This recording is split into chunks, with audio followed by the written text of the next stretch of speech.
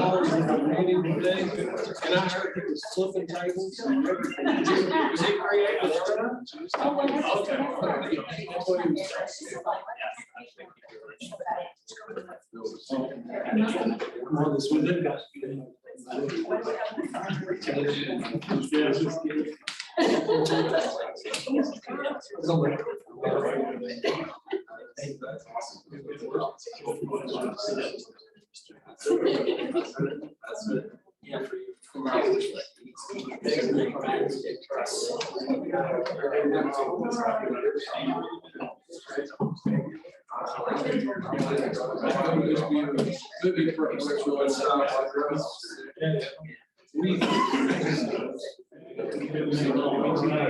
the Waco MPO.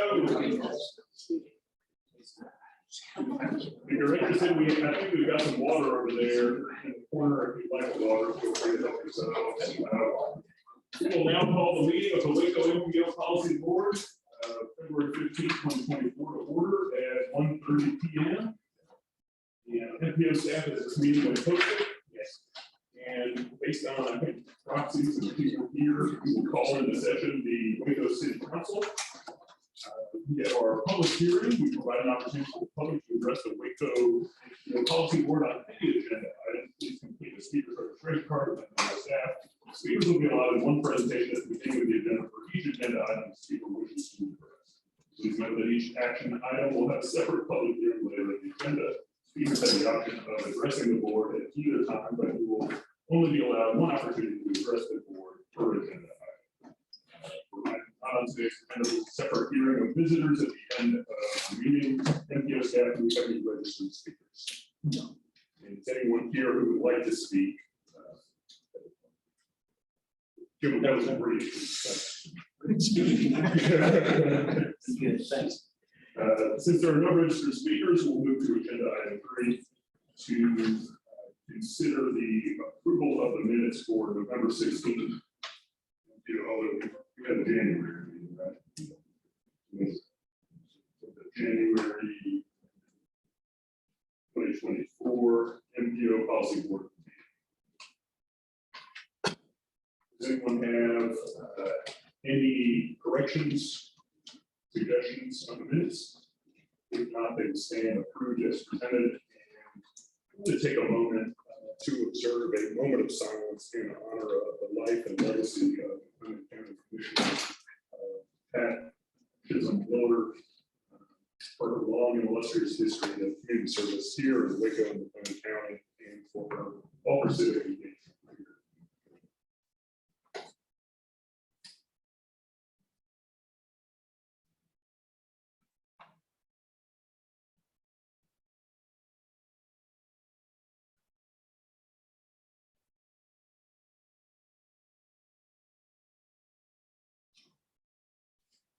All her loved ones and those who care for her, work with her in our thoughts. Let's move on to consideration and action regarding approval of resolution 2024-3, adoption of revisions to the Waco MPO public participation plan. So the PPP is our plan for engagement with the public regarding any changes or decisions that the policy board makes. And all the people who are who live work in the Waco region, and they have different needs and argument, want to make sure that we accommodate everyone's and needs into our decision-making process. This PPP sets our policies and procedures about all the engagement activity that we engage in. Next slide, please. So in this case, we, for all the revisions that we have presented to the policy board twice in the past over the last 4 months, we had solicitation of comments beginning at December 26th and it ended on February 9th. We also held public information meeting on January 8th at noon at 5:30, and we did not receive any formal public input. The technical advisory committee reviewed and made a recommendation at the February 1st meeting and recommended to approve the resolution. And today we'll be conducting the public hearing and the policy board will be taking action on this. Just to remind you, most importantly, other than some clarifying changes, editorial changes that we made in the document, the most important change we requested is that we create this provision called administrative modification, which is between a full-blown amendment and administrative correction by the staff. So with administrative modification, with policy board approval, the staff will be able to make changes into our TIP document where appropriate. So with that,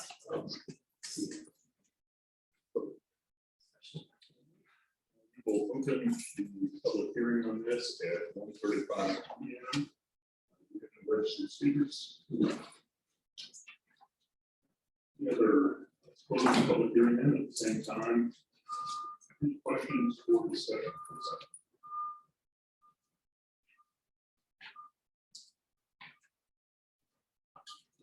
Hearing none, do we have a motion to approve the resolution? I'll move for approval. We have a motion by, we have a second. Second. We have a second by City Manager Thomas. Any discussion? All in favor indicate by upraised right or left hand as you can. All opposed by same sign. Passes unanimously. And we will move on to item 5, consideration and action regarding approval of resolution 2024-4, Waco MPO policy board support of roadway safety targets for calendar year 2024, established by the Texas Department of Transportation. So we have brought up this slide several times that this is the overall transportation planning process that we follow at not only our MPO but all MPOs that is prescribed and expected by the Federal Highway Administration. A very important component of that is to observe the performance of our system itself, which is the very bottom bracket you see here. That's what we're bringing for this one and as well as the next target. Next slide, please. So this first one is about roadway safety, and as we presented before, each year TxDOT sets a statewide target and it sends it to every MPO, and then MPO makes a corresponding target either in support of the TxDOT targets or request a modification. So in our case, we considered and agreed that the statewide target is appropriate, and accordingly, so in this case, you will notice that 3,046 is the expected number of fatality, 1.14 is the rate, which is 100 million mile travel. Number of serious injuries is 18,242, which translates to 6.77 personal injuries per 100 million mile travel. And for pedestrian and bike-related and some other non-motorized fatality and serious injury combined, we're expecting it to be at 2,360. Next slide, please. And so corresponding numbers for McLennan County for 2024 translates to 29 fatalities, 0.95 at the rate of fatality, 252 injuries, and which translates to the rate of 8.30, and the bike pedestrian, which is typically the bulk of our non-motorized fatality serious injury, is 0.6. So that's what we are setting the target, and we expect it to decline in time. One of the important data point that we discovered recently are 2 items that I want to bring to your attention. The first one, next slide, please, is that in our analysis of national household travel data, one of the very revealing points we noticed was that 60% of all the trips taken in McLennan County are less than 5 miles, and almost a quarter of all the trips are shorter than 1 mile. And this was quite surprising to everyone on the staff, because we think that this is the quarter of the trips that represent the highest probability for converting into especially bike and pedestrian, because these are typically your school trips, your grocery trips, and some very short trips. Typically, most of our commute trips are not that short. And so this was very important, and we will keep incorporating this into our thinking process in our planning process.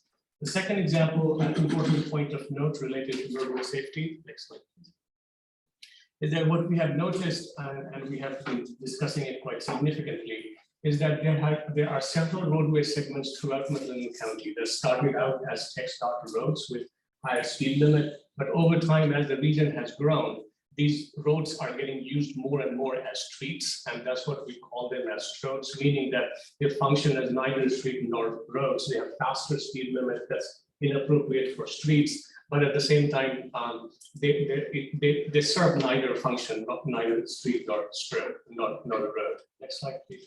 And these four are the most important examples in our areas: Valley Mills Drive, Hewitt Drive, Loop 340 in Belmead, that is between 84 and 35, and the Belmead Drive itself, where it coincides with the US 84. So these are all examples, and what we want to do is that start thinking about how to improve them, because these four areas are also some of our highest accident prone areas. So we can actually make a huge amount of difference in improving roadway safety by improving these four segments. From our point of pride is Waco City Council District 3 is the premier Strode location. For, Waco County. Just want that noted for the record. So we have we opened up the targets for comments between January 29 and February 7th. We had a public informational meeting at 5:30 p.m. On January 29th. No formal public input were received. I must add one particular item. There was a television report related to safety. They did, and we did receive an email related to left foot braking person who wanted to let us know their advocacy position on why left foot braking makes more sense for cars, and that it could have an impact. So we wanted to make sure that you were aware of that. Technical Advisory Committee reviewed and made its recommendation of February 1 to approve the resolution, and now today we are requesting you to conduct public hearing and discuss. Okay, we will open the public hearing at 1:41. Do we have any registered speakers here? No. Having none, anyone here to speak on this item of the public? We will close the public hearing at the same time. Do you have any questions or discussion? Realize that setting fatality targets is not the most uplifting thing.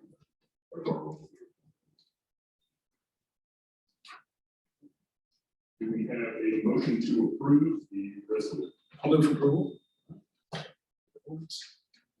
Mr. Bell, second. Any discussion? Hearing none, all in favor by uplifted right hand. All opposed by same sign. Seeing none, passes unanimously. We will move on to consideration and action regarding approval of resolution 2024-5. We go into the policy board support public transportation safety targets for calendar year 2024 established by Waco Transit System. So this is the second of the safety targets we set for the calendar year of 2024, and this one relates to the Waco Transit System that provides public transit for all the county. So one of the most important part of the table is that our baseline for the year is of 0 fatality, and we're expecting 0 fatality for Waco Transit. Similarly, we do not have serious injuries. We do have some injuries, and the baseline is 4 out of 1. And next slide, please. And the thing that I want to point out about public transit is that compared to what we just approved previously, public transit nationally is considered 10 times safer per trip generated compared to single occupancy vehicle. In our case, it's in fact, the numbers are so small that it will probably end up being almost 200 times safer. And so we wanted to juxtapose the two targets that we had in this slide. And you notice that we're expecting 29 fatalities on our roadway, 0 fatality in transit. We're expecting 252 serious injuries, but 1 serious injury in public transit. It is remarkably significantly safer than the earlier target that we have achieved. Similar to that, we had this solicitation of comments between January 29th and February 7th. We held a public information meeting at 5:30 p.m. on January 29th, and we did not receive any formal public comment. And the technical advisory committee reviewed and recommended on February 1st to approve the resolution. And today we are requesting you to conduct the public hearing and take action on approving or modifying. All right, we will open the public hearing at 1:44 p.m. Do we have any registered speakers? No. No. Anyone here to speak on this item or would like to speak? Hearing none, we will close the public hearing at the same time. Do we have any questions or discussion? Okay, we have a motion to approve the resolution as presented. Judge Feldman, do you have a second? Second. Second. Councilmember Holmes, any discussion? Hearing none, all in favor by uplifting the right hand. All opposed by same sign. Passes unanimously, and we have a significant presentation here on item number 7, which is the update and discussion from staff on the 2050 MTP. All for proposal framework and project evaluation. So this has been almost over 2 years in the making, and we have been discussing this repeatedly, not only through the TIP development process, active transition planning, or public meetings, but we needed to improve or change our how we include projects in our MTP. So our initial motivation was that these two slides you notice that the one to the when you're looking at it to your right, to my left, that's the way we have been doing it. Whereas what the Federal Higher Administration and typical transportation planning needs to look like is this closed loop system with constant feedback and the process that ends up generating a kind of project which can further be revised to move the region in the direction that the policy board intends to. And so in order to do that, go to the next slide. This is the process we have been following, and in this process, what we have to come up with is to establish some regional visions, and which can be implemented through the MTP development process. So in order to do that quite thoroughly, one of the things we did was we requested Bill Frawley. A lot of you have met him before. He had led the strategic planning process a year and a half ago. And we requested him to come and work with us in the development of this process over the last 3 months. And he had worked diligently and working closely with the MTP steering committee. We are at a point when we can present to you what this MTP process needs to look like. And today, the discussion, we will, based on your feedback, we are going to take all this feedback and revise the process, and we'll bring it to your consideration at the next meeting for final approval, where we will expect you to adopt it. And so Bill has over 30 years of experience in transportation planning across Texas. He has worked extensively with all the MPO, and this kind of process is something that he also teaches from time to time. And so we are delighted to have him here to help us guide through this process. And so with that, I'll hand it over to Bill. Thank you, Mukesh. And the comment about left-footed braking, I must be really good at that because I was at a dance one time and was told I had 2 left feet. So I guess either foot I use, I'm extra safe on braking. So what I want to do is it best if I put my back to you? Sure. All right. So what I want to do is briefly go over a few things about the purpose of the evaluation. And is the 3C slide next, or is it? Okay, cool. So one of the main things here is to talk about the MTP process. It's every 5 years. It's federally required as part of the MPO process. And the project evaluation process is to make sure that the best projects that are going to serve the entire metropolitan area, even if some of them just serve one part of it, but overall selecting the most impactful projects that really serve the metropolitan area more than just the silos of one community or another. It also acts as a platform for active cooperation among the different cities, McLennan County and TxDOT. We'll go into a little bit further why that's so important here in just a moment. But it's a chance for someone to say, okay, well, in my city, for instance, we need this done, but what's the impact on the next city or 2 cities over? And start to look at things maybe sometimes, in fact, as a corridor type thing. And also identify projects where there's either actual funding or reasonably anticipated funding available. And reasonably anticipated means that there's either a history of a certain funding source, whether it's a capital improvement program, some type of a taxing type thing that's been approved repeatedly and so on. Somewhere where there's a track record, not, oh, for the first time, we're going to go see if the voters will do this. That's not reasonably anticipated. So that's big term with Federal Highway Administration. And then also, it's to implement the policy board, this group, your vision of what transportation should look like in the future in the Waco Metropolitan area, all including county. So it's a chance to say, okay, these projects do help support the vision, goals, and objectives that we want to accomplish. So one of the things that's very important from Federal Highway's perspective, and I mention them because the PL funds that come from Federal Highway Administration to run its federal funds. And so the bulk of the MPO planning and programming activities are paid for by federal funds. So they get to have a lot of say in how things are done. The biggest thing for them at times is the 3C planning process. And that stands for cooperative, continuous, and comprehensive. Cooperative is what we're focusing on today, which is called projects. Comprehensive means all modes are considered. Continuous means planners have a right to work for until they die. Continuous means every 5 years you have a cycle of planning. It never ends. Okay, so it's ongoing. You don't stop that, but you have feedback loops to make sure you're accomplishing what you hope to. And then cooperative means everyone comes together to work towards that same common goal of doing what's best for transportation for the entire metropolitan area. And again, yes, sometimes projects affect or impact race in one specific part of one community, but a lot of times that bleeds over into various parts of the community. So that's where y'all are focusing on through this process, is the cooperative part. And that includes Stockton County and all 19.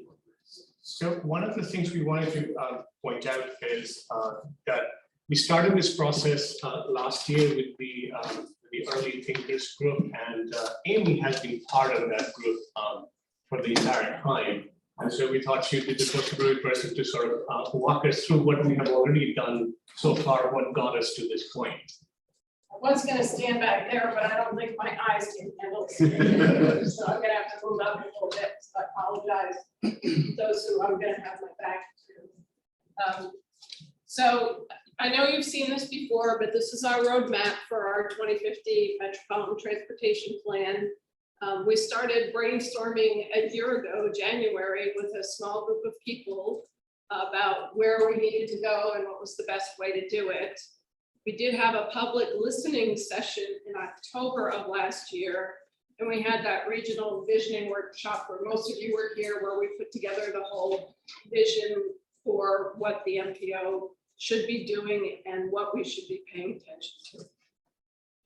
So now we're working on a call for proposals framework so that we can have a more objective way to evaluate projects and make sure that we're doing things that are correct and fair and equitable and well distributed across the area. So the framework that we're looking at right now is a result of that early group of people who got together a year ago and started thinking about this. This MTP steering committee that I'm a member of is meeting monthly to work through what we think the criteria needs to be. We've been discussing potential criteria and weighting, and we're using a software called Decision Lens to help us determine what's more important. And that's a wide-ranging group of ideas, and everyone is participating with their own separate evaluation through Decision Lens, which is going to help bring to the top the things that are the most important. And the concepts that we have to integrate are the planning factors that are required by FHWA, the vision statement that we all agreed upon, and the planning emphasis areas. So this, this group has been directing us behind the scenes with doing all the research and finding with the help of the staff.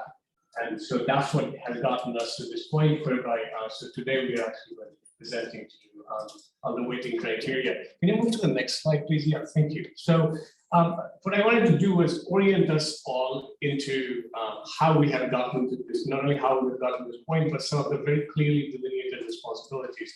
And so if you recall, this is a map or layout of how we plan to use what the policy board's objectives are, what the text does, statewide priorities and federal higher administration's nationwide priorities are, And then based on that, we figured out what are all the planning processes that we need to be following.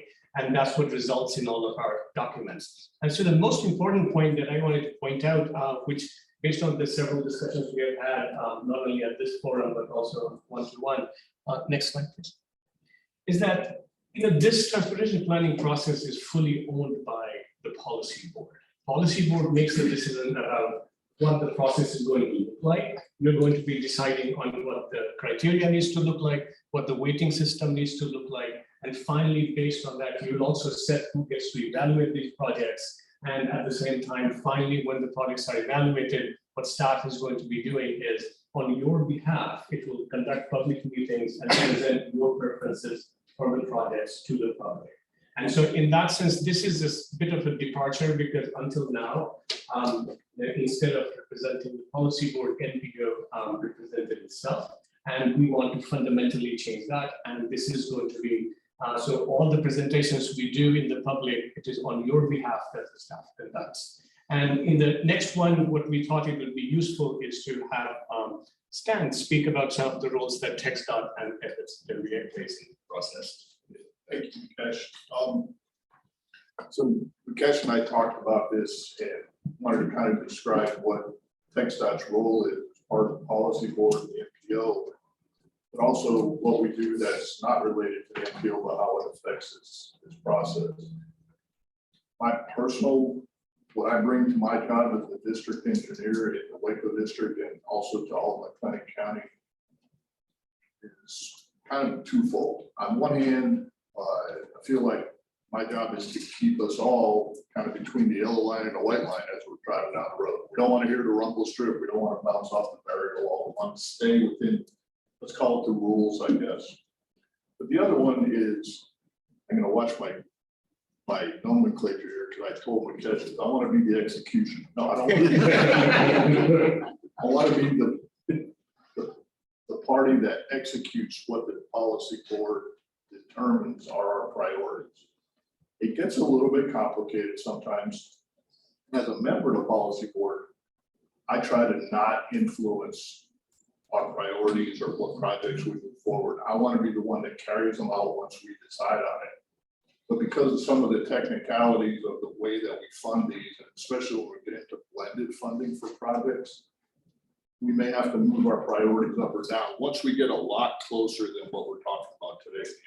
Once we get into the 10-year plan and the 4-year step or tip, those are where it really starts becoming important to us to be able to bring the money and the different blends of money, because they all have different strings attached to them. It's my job, Victor's job, to try to leverage non-category 2, which is MPO money, to try to leverage that money to get more for what the policy board wants. So that's a lot of this work, like Mukesh said, happens in the TAC, and it's really not us in the policy board or the final decision makers. You'll notice I never bring a motion or second a motion, because I want the policy board of the local community to decide where these dollars are going to go and do that in one of the 3 C's cooperative method. So that's kind of where I like to lead the TxDOT version of the Waco district as far as it comes to the policy board. Thank you. This is, this is one of the sort of like the big elephant in the room that happens all the time. We want to make sure that we're all on the same page. That not only at this end, but several other MPOs, we have heard this statement being made several times that TxDOT is going to do what it's going to do, and I think that people spend hours doing that. But that's just not true. In fact, it's more than anything else. It's very true in the past. And it's an entirely cooperative process that we wanted to make sure that we're all on the same page. So what we wanted to do was, we'll have plenty of time to get into a thorough discussion of this also. We're able to present most of these criteria, why have we been thinking about it, and how we think it's going to move forward.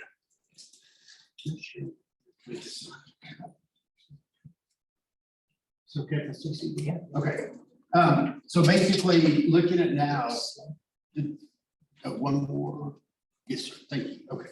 So one of the ways to begin the project proposal selection process is to do a little bit of what may be called triage or sorting, that type of thing. Making sure the potential projects actually fit some criteria, fit in with the goals, the vision and everything.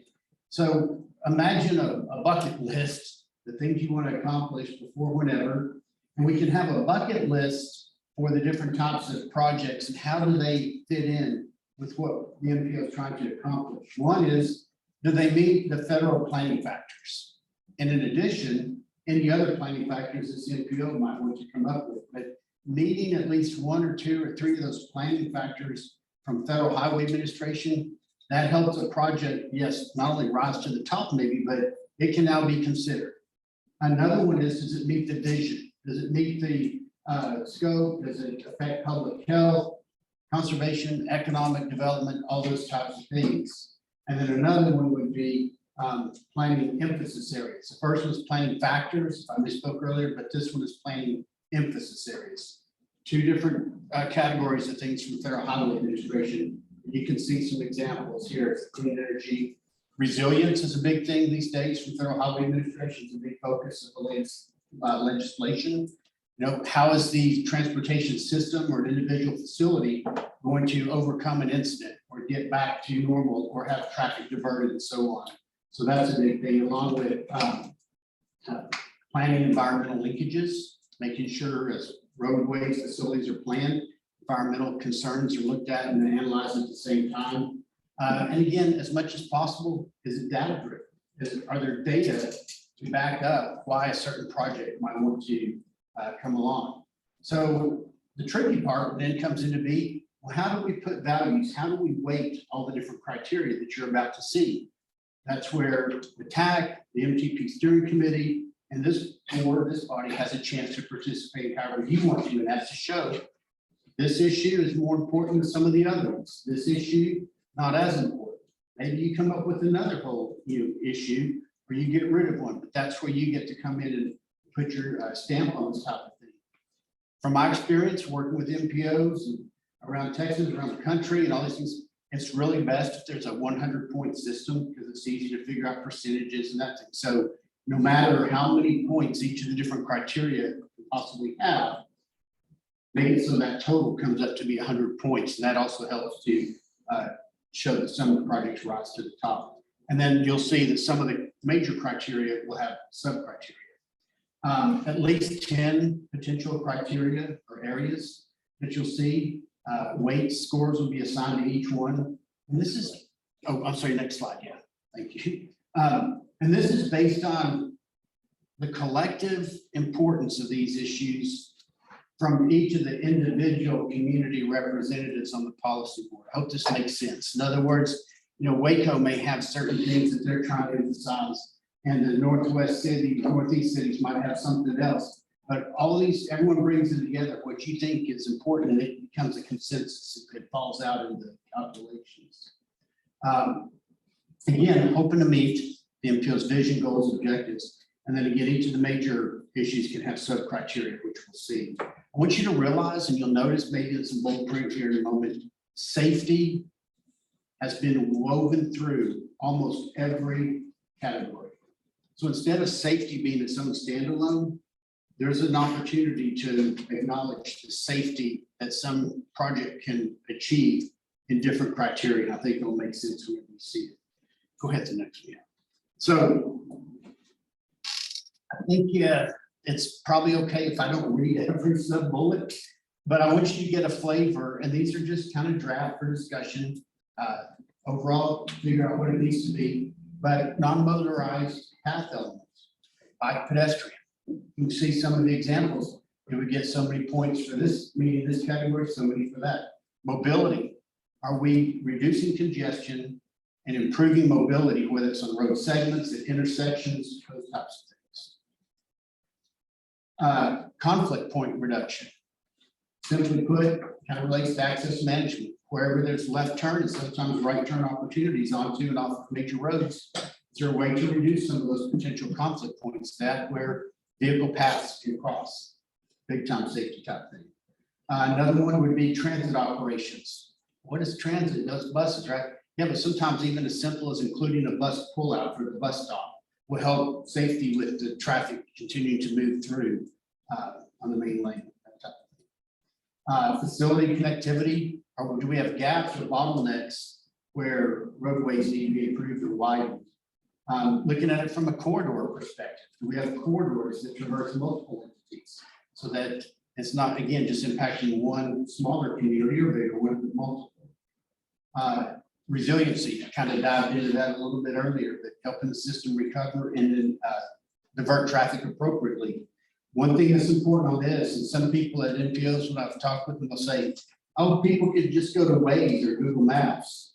Challenge there is Waze just has an algorithm where it says, tell me the quickest time to get somewhere, and it will send people through neighborhoods, and you don't need a flood of diverted traffic, especially trucks going through neighborhoods. So, this pre-looks at this. Improve equity and justice 40. Remember, there's equity requirements so that everyone, regardless of ethnicity, income, location in the area, has an equitable chance and opportunity to access the transportation system, whether that's in a vehicle, bicycle, pedestrian, transit, or whatever. Everyone has that opportunity to get where they're going. Remember, equitable doesn't always mean equal, but everyone has that opportunity. And then the Justice 40 part has to do with 40% of the funds need to be able to impact positively environmental justice Title VI areas. Provide for or improve economic development, helping the areas grow, tax base, those types of things. And then tourism traffic is another one of the planning factors also, but think about Waco. I think I've got this correct. The silos and all that stuff has replaced the Alamo as the state's largest tourist attraction. So a lot of people coming in, and a lot of people already associate Waco with some of that. But then think about also, there are people that come here for shopping, 100-mile radius or whatever it is, because they don't have Super Walmart or Target or H-E-B in their communities. So there's shopping tourism, medical tourism, people that come here for the larger hospitals, the specialists, the VA, all those types of things. So there's a whole variety of ways people come and need to get around the area. So, the last thing then that I think I'm going to present on is, okay, looking at the projects. If a project is already in the current MTP, then look at it and confirm. Maybe go to the community that is kind of the sponsor or located in, or community. Say, is this still important to you? If it is, most likely it's going to stay in. If it's not, well, there's a chance to maybe remove something and bring it back when it's more important to the MTP and meeting the vision. If it's a new proposal and not in the MTP, so think about it. Does it support vision, goals, and objectives? Does it meet a performance target? Does it help with safety, reducing crashes, fatalities? Does it help reduce congestion? This travel time index that if you've not heard of before, you will. And does it address the planning factors and so on? So one of the things that we wanted to paint a picture for what the final outcome look like, which I think is really important, and in a lot of our conversation, and Victor has been part of quite a bit of these discussions too, that in the past in our MTP, we organized all of our projects in terms of high priority safety projects, high priority economic development projects. Instead, we actually wanted a single list of prioritized projects so that the TxDOT district has much better clarity on which projects to assign for design and engineering and such. The second really important point I wanted to make is, quite often, projects get into the MTP. Victor and his group begin the process of design and engineering, and they invite the cities at that point in time to have these conversations. And sometimes cities, wait, and sometimes, the consultants, depending on how it happens, some cities I've heard will say that, well, I don't want to give a response once it's already fully designed and engineered. And so one of the big major change we're making is that at the beginning, at the time that the project is being conceived and conceptualized, at that point in time itself, we would like to see conversations between the cities and the TxDOT so that we are all on the same page from the beginning, rather than in the middle of it and go through the entire process iterations of design engineering before it reaches a point that it is ready to be put into the TIF. And so that's a major motivation behind the way we are practicing this. And I'm not sure, Victor, if you had, if there was anything that you wanted to add. You kind of hit the nail on the head there, is that basically, once we get through this process and we have a ranked list of projects, it makes our job much simpler, knowing where we need to put resources and try to get funding versus having a list of projects that aren't prioritized and not really having that input, you know, as far as which ones need to go first and which ones need to go last. So yeah, I'm definitely all for this once we do it. So that's sort of major amount of content that we wanted to present to you, and we really want your feedback.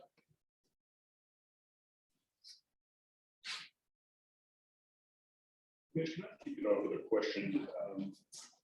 Bill, you mentioned like 100-point scoring system in project evaluation criteria. Would that come, you know, we've set up the TAC in a way that it makes recommendations to the policy board. Would it be the TAC assigning those values then for review by the policy board, or would that be the policy board scoring that, or would staff make those recommendations? How do you envision that going based on our current structure? Maybe a lot of the TAC, and then some staff might have some input or whatever. Yeah, I was going to say that, you know, at the next meeting, when we request you to adopt this system, we're also going to ask you to recommend the composition of the evaluation team. But as we mentioned, it's the policy for starting. You know, you own this transportation planning process. Staff will not be evaluating projects. The projects will be evaluated by the evaluation team. And what we are anticipating is that the large number of people, and again, it's entirely new decision, will come from the technical advisory committee and some from the working group. The way we did it for the carbon reduction program, for instance, if policy board wants to keep the evaluation entirely to itself, it may, if it chooses to do so. We just don't think that it would be a good use of your time. And so, but it would be more appropriate to have the evaluation team to have higher composition from the TAC members, and then they come up with the overall score, and so that we can present it to you.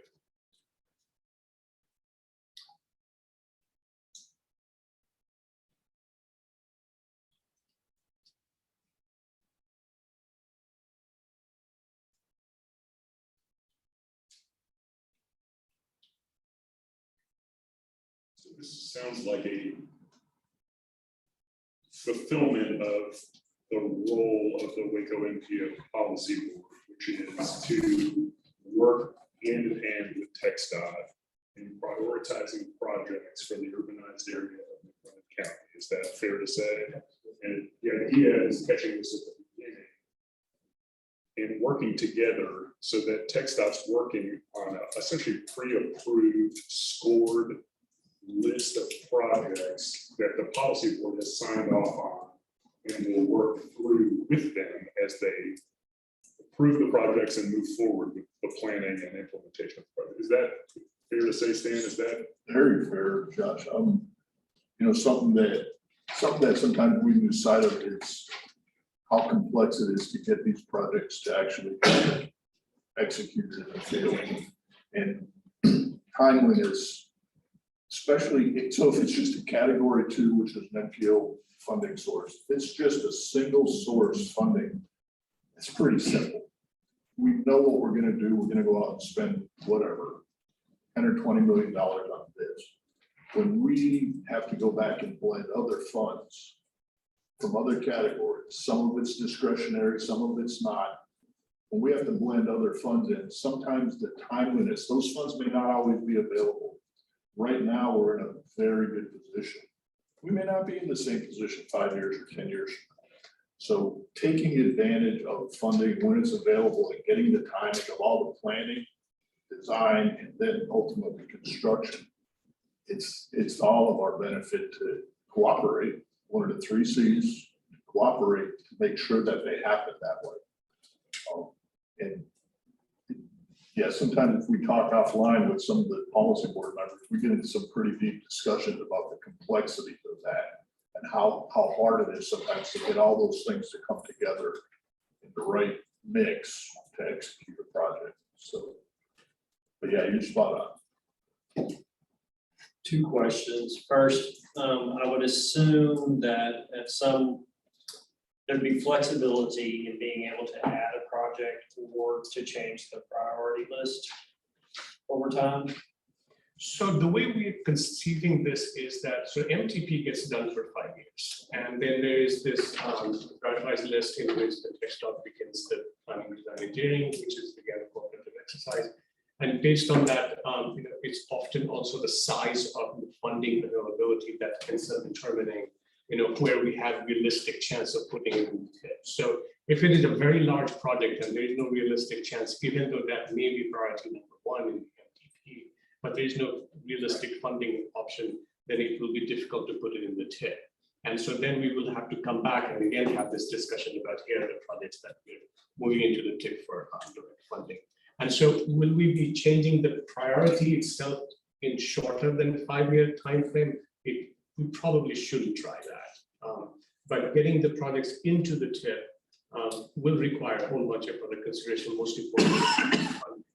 But every 5 years, what we are expecting is that, so whatever we put in this MTP, it ends up influencing what happens in the next MTP, which is a bridge to the next one. And so the idea being that if priorities need to be revised, we should be able to do that every 5 years. And in between, as the new projects, new ideas come up, we keep piling them together for the next MTP. So I guess really maybe my question, the situation I foresee is we've had, and even in the last year, we've had it where there's more funding available, or there's always something that kind of comes out of left field, and hopefully it's surprising news in a good way, sometimes it's surprising news in a bad way. So it seems like there has to be some flexibility to shift quickly. Maybe really what we don't have to live and die by the prioritization. That is just a pre-established list, as the are, but when these X factors come in, we can flex and we're not necessarily bound to the prioritization. So, another way of looking at it would also be that by the time a new project gets into MTP and it reaches the point of actual execution, getting into the tip, you're typically looking at anywhere between 5 to 7, 8 years. And so in that sense, you'll always have that chance to prioritize this. Because typically you have at a minimum of 2 years of planning, design, engineering portion of it before we can start considering it for, or proposing it for funding it. And so in that sense, you're always covered in that MTP gets done every 5 years anyway. And so we are going to be able to revise the priorities. All it will do in some ways, and Victor pointed out in a very practical example, is that at the last meeting, we had a discussion of, we had some additional funding availability that we need to allocate. And then we were wondering whether it should be Twin Bridges or 340. But in this particular case, we will have much better clarity that here is the prioritized list. And so we can immediately just go by the list of projects and say, this is the highest priority that a policy board approved. Regarding the changes in the priorities. So for instance, one of the things that processes that will end up following is that if there is a need to, in the middle of the 5-year cycle, we need to change the priorities in some form. Policy board is entirely free to do that. And so policy board can make an amendment to the MTP and change the priorities at any point in time. And my second question, does TMA designation change any of this? Yes, because what it will do is that most importantly, it will allow us access to 2 separate sources of funding at that point in time. So it will not be only category 2 funding that we'll have access to. That will be the most important point. Additional question would be that within the MTP, we will also have to start addressing the congestion management plan as well as air quality related plan. And so those are some of the changes that will occur. So what we're expecting in some ways that with this format of the planning process for MTP, we will be in a very good position come TMA to do this. And are we expecting, just as an update on that related to his point in this context, are we expecting a TMA designation sometime within the next 5 years? Do you think? In the next 10 years. By the next census? Okay. And Bill, I don't know if you know, is there any possibility that that limit to make us a TMA would change? It's still. Yeah, federal highway is pretty strict on, they follow the census decennial census every 10 years on that. And so there's not really a chance for intermediate. But would the 200 go up to say 250? Oh, I'm sorry. The 200,000. There's a chance, but there's been talks about that both before the last two decennial censuses. And they promote, oh, it's gonna be 500,000 or something.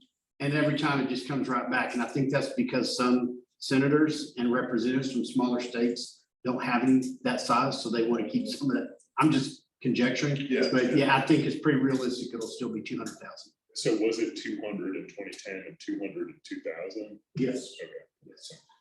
The only thing that changed between 2010 and 2020 was the definition of urban area. So earlier we had urban area, now we're calling everything urban. Earlier we had urbanized area, and now we're calling everything urban area. And the definition changed based on the density of population as well as housing. And also they changed about how far jump can you make and such. And that was one of the reasons why we did not become a TMA, because some of the urbanized area were from ours. But at the next census, we are expecting to hit the 200,000 very comfortably. And what I would also say is that whenever it's time to change any of these definitions at the census level, these discussions start happening at least 10, 12 years ago. And so the dissatisfaction with the definition of urbanized area had been voiced for at least 15 years that I'm aware of. And finally, they made the change for this year. I have not heard any discussion on changing the 200,000 threshold or a new definition of urban area either. And so I would expect, of course, things can change, but I would still expect the same criteria to be in place for 2020. They're very strict on that. Charlotte County, Florida's population, urban area, 199,998. They missed it by two souls. Two souls. Here's the funny part. I started their MPO back in 1991. Oh, wow. I guess I should have stayed for that. You would have counted. Two people. You would have plus one, would have made it happen. Exactly. They missed it by 2 or 3 people. So, and no, okay, you're close enough. Nope. Any other, like on the prioritization, any comments on? I actually have a question, kind of on the same line of what, and if I missed this, then I apologize, but it's kind of on the same line of what Jacob was saying is sometimes when there might be a project that, I don't know, it seems like sometimes it can feel very case by case. So like economic development on one project might feel like a different economic development project on another, or how this impacts communities in one project versus another. So is there a strict interpretation of how we define economic development on that, or is there some ability for the evaluating committee to kind of try to look back and see the global impact on all of these factors and kind of balance them, if that makes sense? That's a great question. And we have argued and debated internally quite a bit about this. And so there are some portions where we can just look at here are the growth areas, and here are the new business formations. But that doesn't capture everything. So data is not going to be able to capture all of that stuff. So what we're going to do in each of these categories is leave a section where if data aren't there, for some reason, not everything gets measured either. If data aren't there or data does not necessarily address what we are trying to address here, we'll leave a statement type of box for each of the project in which the sponsors, TechStop and the city can simply describe that why this project is really important for economic development. It could very easily be, actually one example would be, in fact, related to safety discussion with City of Belmead. The first time we've done this, City of Belmead has started investing in airport front, is that correct? And so if that's the one in which if the data, chances are that when we look at the prior year's data, it's not going to be borne by data. And so if Belmead were to propose a project, what they'll do is that fill in that description that why they think that this is really important. And so what you're saying is absolutely spot on, that we have to have both the ability to use the data whenever we can, but also have the ability to make the argument. I think it's going to be important that there's an ability to have some to be fluid at times and be nimble, or at times, I remember on TIF criteria, very different, but we tried to be data driven and had a very intensive rubric that was leading to not necessarily outcomes that we wanted, and so we backtracked on that, and so I just think that you gotta have some, rubrics are great when you're wanting to bring objectivity to it, but also there's gonna be some circumstances that transcend that where you just need to have the ability to navigate. So I don't know if you all think that it's okay to sort of include that descriptive element in each of the 10 or category that we have. Or if we should only do it for economic development. No, I think all of them, I think that, I mean, I don't know, maybe I haven't seen the form, but I think there's gonna be oddities to different issues that you wanna be able to, again, bring data and objectivity to, but you know, if there's one project that's checking a lot of different boxes for small reasons, and then there's another project that's checking one big box, that there's gotta be some sort of way to contemplate the impact to achieve regional goals when it comes to transportation and not get, you know, stub our toe on this rubric. If I can kind of tag on to what Dylan's saying, maybe it's quick. When we go through the scoring process, that doesn't dictate a results, that dictates a recommendation to the policy board, correct? Yes. So we would be able to override that at the policy board level based on exactly what you're talking about. And I think, yeah, there'll be great checks and balances, I think, and agree, that's great, Stan. I just think that again, that gets wonky too, if you see the policy board like consistently like rejecting what they're recommending, because so I'm just trying to get it right on the front end as much as possible. Have it built into the process. Yeah. That's an important role too, yes. Not necessarily to sell your project, but sometimes it's important to have a little bit extra explanation. I had an 89.5 in a college course, and I went to the professor, but I showed up every time. I turned this up early. Okay. You still get notes. Never worked for me. Yeah, so at the next meeting, when we bring to you the entire discussion, that's exactly what we wanted to hear, so that we can start accommodating it, integrating it into the process itself. Any other comments or questions on the criteria or thoughtful proposals? Thank you all for presenters and participants for helping us think through that. Thank you, Doug.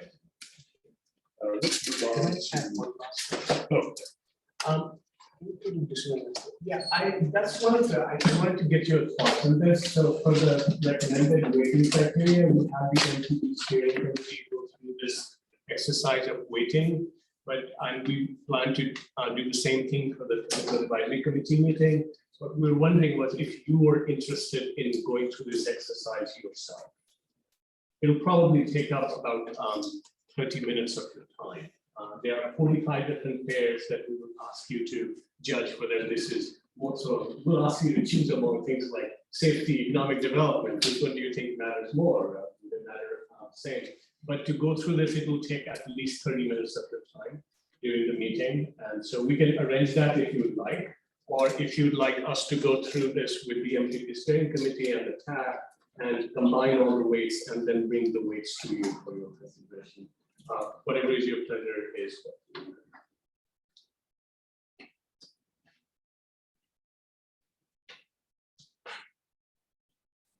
I'll just comment. I've gone through this process since I'm on the steering committee. I think it would be a good idea for everybody on the policy board to do it. Just, I think in the meetings we had and all the discussions we've had, you know, trying to understand everything, but then going through it, actually seeing all the different things to be weighed, I think there's no value in that. It helped me better understand everything pulled together. I agree.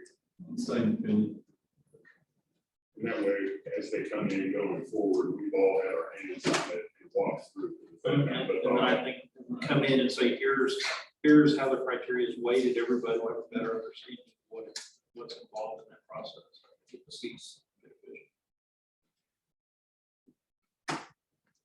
And it takes about 30, 40 minutes. Depends sometimes the phone rings weird. Is that something for a special meeting or a regular meeting?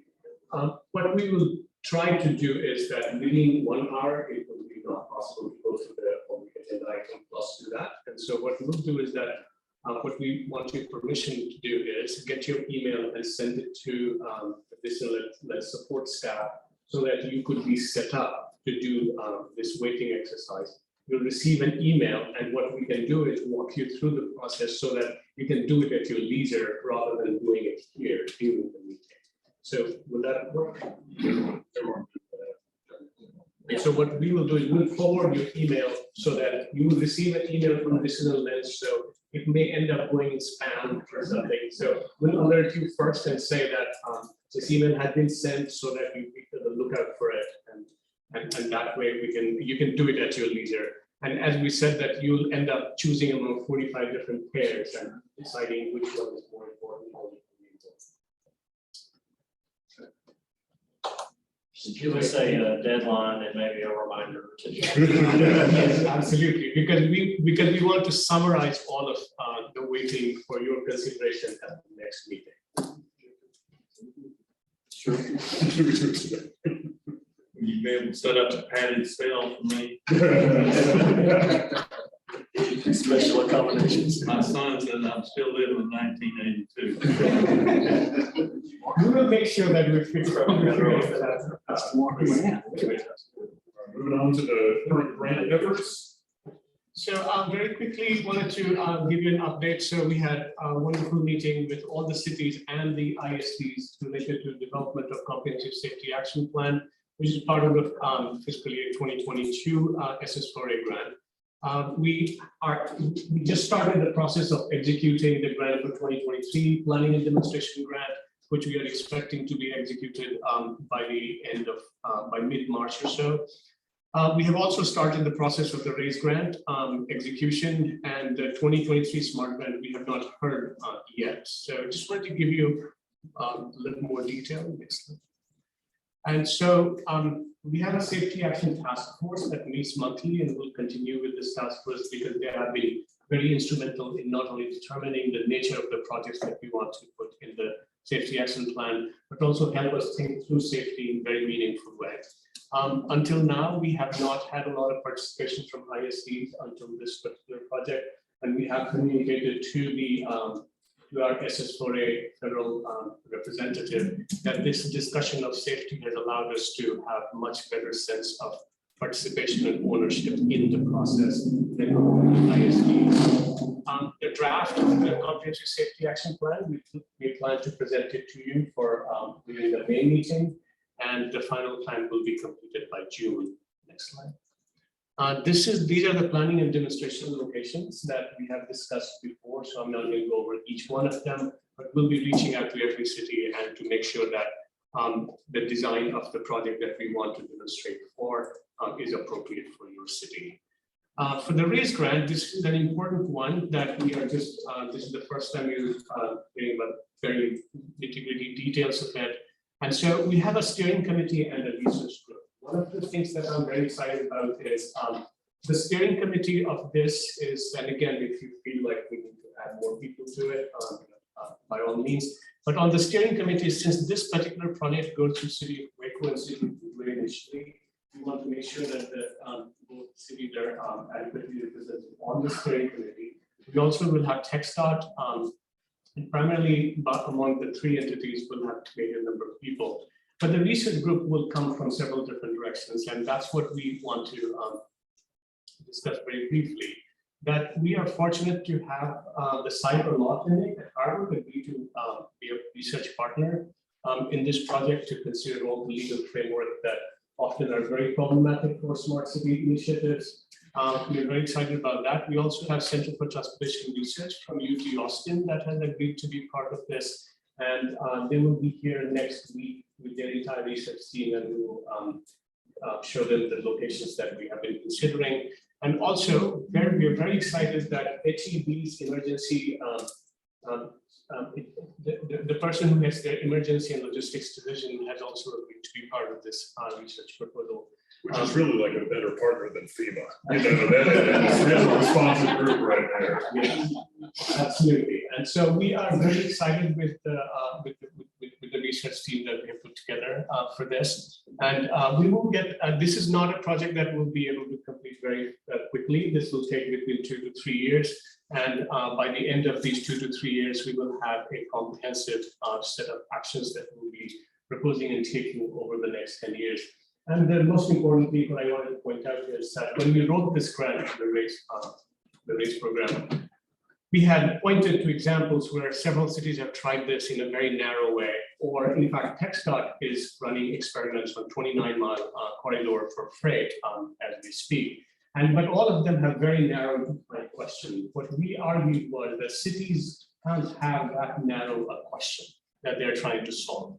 Their problem is often complicated. There are several moving parts, and we need to think of them comprehensively in the same plan. And that's what we are. That's what we intend to do. If there are potential for additional relationships, we will of course pursue them, because this is a major project that will end up defining how we implement the smart city initiatives throughout the country. Yeah, wanted to praise Dr. Kumar for those partnerships, which are really creative, and appreciate your the innovation that you're bringing to that. Any comment or question? Let's move on to update discussion on the MPO, the redesignation. I just wanted to give you the good news. Before I do this, one of the things I want to make sure that I acknowledge this after you said that you know, even though I do most of the talking here in this meeting, almost everything I speak here, it's not mine. It has been discussed thoroughly in our staff meeting beforehand, and we have already gone through all this, and we have significantly. And so most of the things I talk about is often ideas of everybody who is at the MPO. For the redesignation, thank you, Jeff Felton and City Manager Thomas, and also Amy, and Mayor Meek for signing off on the supporting resolution. We sent it to the TPNP yesterday, and I got a very 4-minute reply that this is exactly what we were looking for. We will get going on it. So for a change, I have only good news on that. So yes, so hopefully we'll hear from them very quickly, and get going. All right, moving on to update from the technical advisory committee. We've got our tax chair, Amy Verloren, here. Amy, anything for us? Well, mostly what we did was everything you've already reviewed and acted on in your meeting today. We did receive an update on TxDOT's ITS master plan project that they're working on. And we also discussed the 2050 MTP that we've just discussed here now. Any questions for Amy? Comments? Thank you so much, Amy. We will move on to update discussion from TxDOT regarding significant highway construction within the Waco metro area. The reason we all got out of bed this morning. Thank you so much for being here. Yes, sir. All right, first project is our Spring Valley widening. On the, what I'm gonna call the north half of the job from Old Temple to Sun Valley. Removals have been completed on the west half of the roadway. The bulk of that drainage is in, looking to start our permanent subgrade work into the pavement layers. Actually beginning next week. On the southern half from Old Temple towards Hewitt Drive. All drainage is in, the curb and gutter is going down on the flex space. We expect to start paving operations late this month, early part of March, and they get traffic swapped over to that new half of the roadway this spring. And then still tracking towards that completion date end of this calendar year. I-35 resurfacing job, again, all the pavement work's complete. We've got our metal beam guard fence upgrades and a couple of other safety items that'll take place actually starting next Sunday night. There's a couple of weeks worth of work there, but still looking to wrap that job up here relatively soon. Our U-Parks widening project, again, this is from LaSalle to Loop 340. The bulk of that work is continuing the subgrade widening on the north half of the roadway. Should start paving operations this spring. The bulk of the roadway work will be wrapped up this summer. Currently at the Primrose Creek, we're down to a single lane there to build one half of that new structure. Expect to open it up to 2 lanes this summer, complete the remaining half, and wrap up the entire project at the end of this calendar year. All the mall, a few changes since our last meeting. So if you want to walk through the photos there. Here at Bagby, you can see the intersection and final configuration. Again, sometime in March, we should be swapping over to the new permanent signals. The key thing to note down below is that the main lanes are now open in that area. Moving to the west, here you can see the completed main lanes, traffic running on those, ramps, frontage roads in final configuration. Moving towards the Beverly bridges, again, all 4 bridges open here, main lanes open in the middle. Weber's actively working on the U-turns in this location, currently scheduled mid-March or so to have both of those opened up to traffic. Moving towards industrial Imperial area, one thing to note where you see the truck on the left-hand side of the screen, that's where the new 84 exit has been relocated to. So if you can remember the way it used to be up by the Whataburger, it was pretty hairy. We created some more spacing there and got rid of that weave on the main lanes.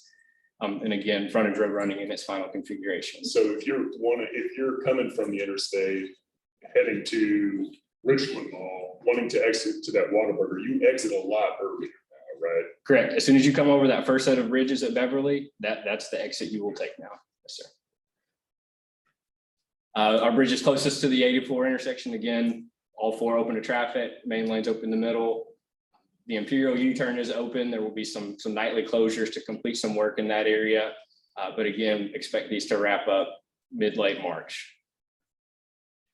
And then moving to the 84 tie-in, again, you can see permanent pavement on the main lanes. At the top of the screen, that is your permanent exit to Imperial. Kind of in the bottom location in between the frontage road and the main lanes, that's the old detour crossover. Weber's actively removing that. There will be some permanent guardrail placed once it's gone, but again, expect to wrap everything up really by the end of April. Question. Josh, if I could, I have to give Clayton and his team, some kudos, because this project, we ran into some significant issues that they overcame throughout the project. This project, by our estimate, was supposed to be twice as long as far as time, and we're half of that the way that we did it. But because of that compressed schedule, Clayton and his team in the area office here in Waco did a great job. So I want to make sure that we know the job they did out there. Well, thank you. Yeah, I travel that in the morning, and it looks great. I appreciate that expedited timeline and all y'all's good work on it. Thanks, Stan. Appreciate that. Appreciate it. Thank you. Any other questions? All right, moving on to work group updates. Do we have any? We do not have any update. We just have the announcement that on February 21st is our head meeting that's occurring, and on April 17th, we'll come into document. Our MPO monthly report, Dr. Small. So just one very quickly, wanted to acknowledge that we have already received the local funding from the city of Plessy, Lakeview, Bellmead, Woodbury, Robbinsville, Hewitt, also Circle McLean County recently. So I'm sure we're in good shape on that. I just have a very quick update on carbon reduction program, which I received this morning, and therefore it is not on the slide. If you recall, we had submitted several different projects, and the process to declare eligibility or ineligibility was not very well laid out until recently. And so one of the things we have heard, we have been told that one of the project from Beverly Hills has been declared ineligible. There are 2 projects which have already been declared eligible. The projects on Ritchie Road near Park Hill, so that should be a go. And the project in McGregor, the pedestrian crossing, has also been moved forward. The remaining projects are considered under consideration, and I wanted to explain what that means because it's important. Under consideration simply means 2 things. One is that transit projects have been referred to FTA. So Federal Highway Administration decided that all the transit projects must be declared for eligibility by FTA, not by them. And so we did have a project from Waco Transit, which until FTA declares what the guidelines criteria it has, it will remain under consideration. Rest of the projects are under consideration, meaning that Federal Highway Administration has requested additional information, and we will provide them as we go along. We are hopeful that all the projects will move forward, but only one project from City of Beverly Hills has been declared ineligible, and that will not move forward. Any questions? We will make the following announcements then. The next MPO Policy Board meeting is scheduled for Thursday, March 21st, 2024 at 1:30 p.m. here. Does anyone have any agenda items they'd like to consider for future meeting? Hearing none, we'll move on to our hearing of visitors. At this time, we provide an opportunity for the public to address the MPO Policy Board on any item that MPO business not identified on the agenda. Do we have any cards for this? Is anyone here who would like to speak? Hearing visitors at 2:44, anyone here for it? No, we will close it at the same time. We will close out the Waco City Council meeting that has been happening as we've met here at the MPO Policy Board meeting, and we'll return the meeting at that same time. Thank you all.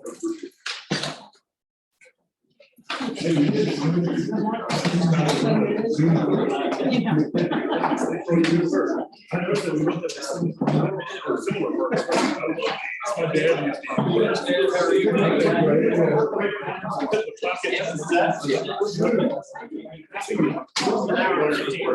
Down here. Yeah, that's how you. The rest of us.